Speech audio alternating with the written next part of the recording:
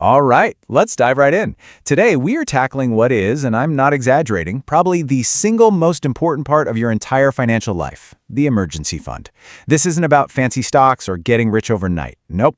This is about building a rock-solid foundation that protects everything else you're working for. So, let's get to it. This right here, this nails the mindset perfectly. The whole point of this isn't about building wealth. It's about building a shield that stands between you and a financial catastrophe. Okay, I want you to really lock this image in your head, the guardrail. Just picture your financial life like you're driving on a winding mountain road. Your career, your investments, that's the car. That's the engine moving you forward.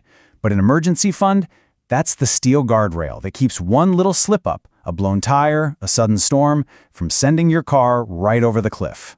It's your financial insurance policy, plain and simple. And that's the big question, isn't it? Building something like this can feel, well, huge, intimidating even. But here's the good news. It's not.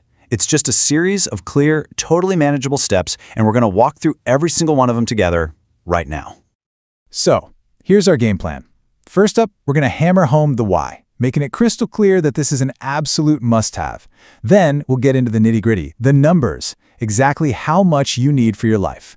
And finally, we'll cover the where, the perfect place to park this money so it's safe, sound, and ready to go when you need it. Let's start with the most critical piece of this whole thing, understanding why this isn't some nice-to-have savings goal. No, this is your shield. It's your shield against the chaos that life inevitably throws at all of us. Think about its number one job. Let's say you get hit with a sudden $2,000 dental bill. Ouch. Without an emergency fund, where does that bill go? Well, for most people, it goes straight onto a credit card that's charging, 25% interest? And just like that, you are trapped in a high-interest debt spiral. An emergency fund is the shield that stops that whole nightmare before it even begins. But it's so much more than just a defensive tool. This fund, it actually builds your freedom. I mean, think about it. If you're stuck in a toxic job you hate, but you're living paycheck to paycheck, you're trapped. But what if you have 3 or even 6 months of your core expenses saved up? Suddenly, you have power. You have the freedom to quit that job, to take your time and find the right next move, or maybe even take a pay cut for a job you're truly passionate about. This fund is career leverage. It's freedom. And that brings us to what might be the most underrated benefit of all, peace of mind. Seriously, there is this deep, profound sense of calm that comes from knowing that if your income just vanished tomorrow, your family would be okay for a few months. That mental security, you can't put a price on it. It lets you stop stressing about just surviving and start focusing on actually thriving. Okay, so you're on board. You get it. But the big question is still hanging out there. How much do you actually need? That old rule of thumb, 3 to 6 months of expenses, it's a decent start. But let's get way more specific. Let's go from just guessing to real precision. Now this is absolutely crucial. You are not saving 3 to 6 months of your income. Let me say that again, not your income. You are saving 3 to 6 months of your survival number. So your income includes all sorts of stuff, savings, investments, fund money for going out. Your survival number is the bare bones, rock bottom amount you need to keep the lights on and put food on the table. These are two very, very different numbers. And here's exactly how you figure that out. First, you add up all your fixed must-pay costs. That's your rent or mortgage, your minimum loan payments, insurance, utilities, the stuff you have to pay no matter what. Then, you add in your essential variable costs, like a basic grocery budget and gas to get to work. And be ruthless here. This is not the time to include your Netflix subscription or your gym membership. This is about survival, not comfort. That total, that's your monthly survival number. So now the question is, how many months of that survival number do you need? Just look at this table and find yourself. If you're a single person with a stable job, you're shooting for 3 to 6 months because you're 100% reliant on that one paycheck. If you're in a dual-income household, your risk is a little lower, so maybe 3 months is your minimum goal. But if your income is all over the place, maybe you're a freelancer, or you have kids or health concerns, you need a much bigger buffer. We're talking closer to 6, maybe even 12 months. This gives you your personal target. So that final number, it can look like a mountain. I get it. It might be $10, $20, maybe even $30,000. But hey, you don't climb a mountain in one single jump, right? So let's break it down. Let's turn that mountain into a few small, totally achievable molehills. We're going to use what's called a 3-tier approach.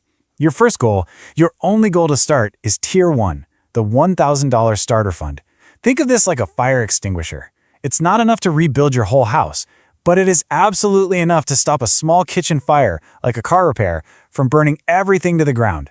Once you hit that, then you aim for Tier 2, the 3-month stability fund. That's your main shield. And only after that do you work towards Tier 3, the 6-month freedom fund. It's one step at a time. That's how you do it.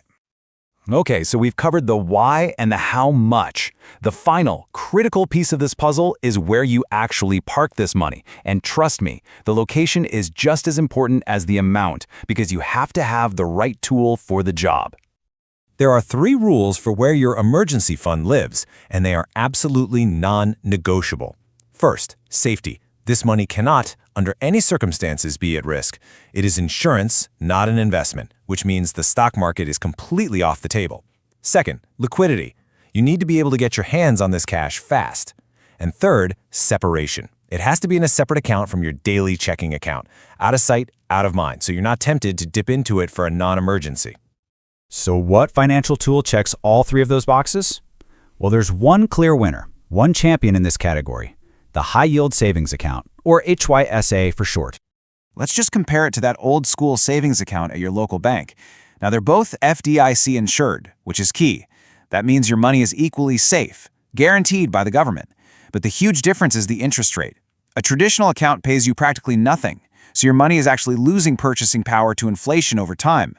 An HYSA, on the other hand, pays a way higher rate, letting your safety net actually grow a little while it just sits there waiting. Phew! We have covered a lot of ground. We've gone from the big why to the specific how.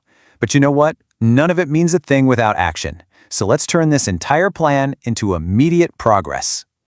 Here is your mission, should you choose to accept it. As soon as this is over, I want you to go online and search for high-yield savings accounts. Find one with a high APY, that's the interest you'll earn, and just double-check that it's FDIC insured. Then open the account and set up an automatic transfer. Look, even if it's just $25 a week to start, the most important thing you can do is start the process today.